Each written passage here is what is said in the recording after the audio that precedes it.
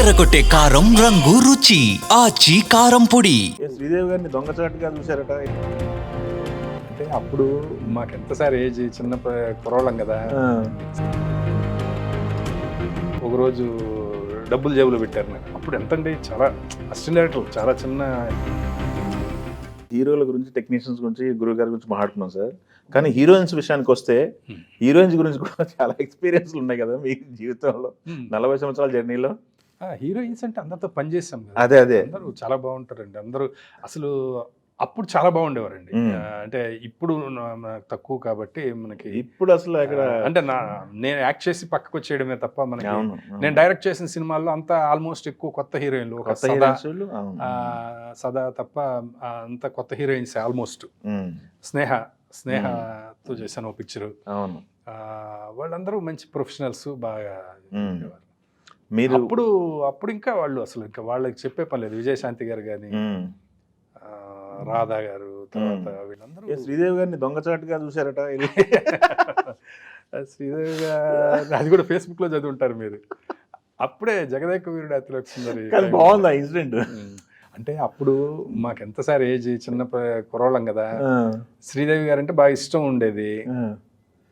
నేను ప్రతాప్ గారని మా కొలీగ్, నాకు సీనియర్, ఆయన కో డైరెక్టర్. ఓకే. మన నువ్వు వస్తావని, గోరింటాకు ఆ పిక్చర్స్ డైరెక్ట్ చేశారు తర్వాత. ఓకే.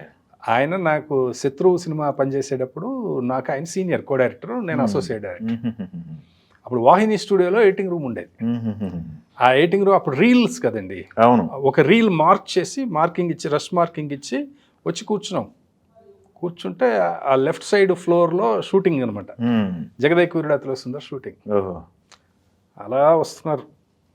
డ్రెస్ ఒక రోజ్ కలర్ డ్రెస్లో, అంటే అంత దూరంలో. మేకప్ రూమ్ రైట్ సైడ్ ఉంటుంది, లెఫ్ట్ సైడ్ ఫ్లోర్ ఉంటుంది అనమాట. అలా నడిచి వస్తున్నారు. చూసాం అసలు అని వెళ్ళి చూద్దామని చెప్పి అట్లా వెళ్తుంటే వేటూరు గారు తగిలారు. ఓకే. మధ్యలో పక్కన కూర్చొని. ఓకే. నిజంగా అతిలోక సుందరే నాయన, చూడండి వెళ్ళండి. వేటూరు సుందరమూర్తి గారు. వేటూరు గారు ఆయన కళ నుంచి చాలాసార్లు అవన్నీ వర్ణించారు కదా. అవునండి.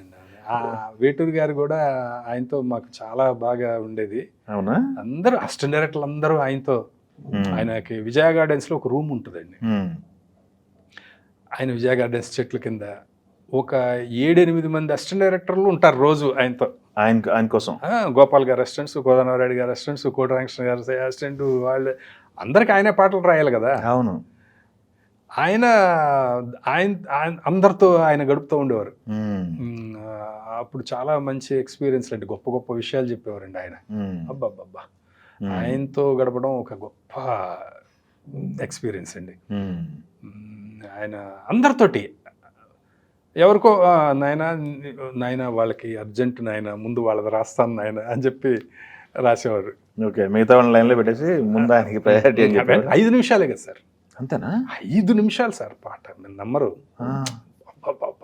అది మరి ఆ ధార ఎక్కడి నుంచి వస్తుందో తెలియదు. ఒకసారి వేయినైనా అంటే ట్యూన్ వేస్తాం, మళ్ళీ ఇంకొకసారి ఏనైనా అంటే వేస్తాం, చెప్పడం మొదలు పెడతారు అంతే. రాసుకోవటమే, రాసిస్తారా? రాయరు అసలు. ఆయన చెప్పడమే, ఆయన అస్సలు రాయరు. ఆయన చెప్తుంటే మనం రాసుకోవాలి.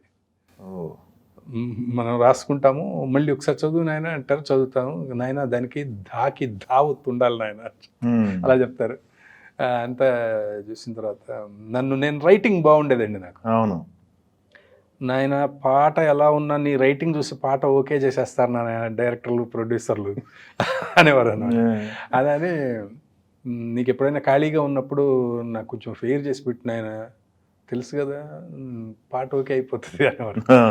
అలా నేను అప్పుడప్పుడు ఖాళీ ఉన్నప్పుడు వెళ్ళి, ఆయన వేరే అసిస్టెంట్ డైరెక్టర్స్ ఉంటారు, నాయన అది ఒకసారి అబ్బాయి ఫెయిర్ చేసి ఇస్తారంటే నేను ఫెయిర్ చేసి ఇచ్చేవాడిని. చూసేవాడిని ఆయన రైటింగ్ అని చెప్పి, మళ్ళీ వాళ్ళు బాధపడకూడదని, నీ రైటింగ్ కూడా బాగుంటుంది నాయన, కానీ ఈ రైటింగ్లో పాట ఓకే అయిపోతుంది అని చెప్పేవారు అనమాట. అట్లా చాలా. ఒకరోజు డబ్బులు జేబులో పెట్టారు నాకు. అప్పుడు ఎంతండి, చాలా అసిస్టెంట్ డైరెక్టర్, చాలా చిన్న ఏజ్ కదా. అయ్యో దేనికి సార్ అన్న, నాయన ఊరికే పని చేయించుకుంటున్నాను కదా నీతో, ఊరికే ఫెయిర్ చేయించుకుంటున్నాను కదా, నువ్వు బ్యాచులర్ కదా, నీకు అవసరాలు ఉంటాయి కదా, ఉంచుకో అన్నారు. నేను అన్నాను, నేను ఇప్పుడు ఈ డబ్బులు తీసుకున్నాను, నేను డబ్బుల కోసం పని చేసినట్టుంటుంది గురుగారు, నాకు మీ మీద భక్తితోటి నేను చేస్తున్నాను అంతే, ఇప్పుడు డబ్బులు తీసుకుంటే అది పోతుంది అని. లేదు, నాకు పని చేస్తున్నందుకు నాకు డబ్బులు వస్తున్నాయి అని చెప్పి మళ్ళీ తిరిగి ఇచ్చేసాను.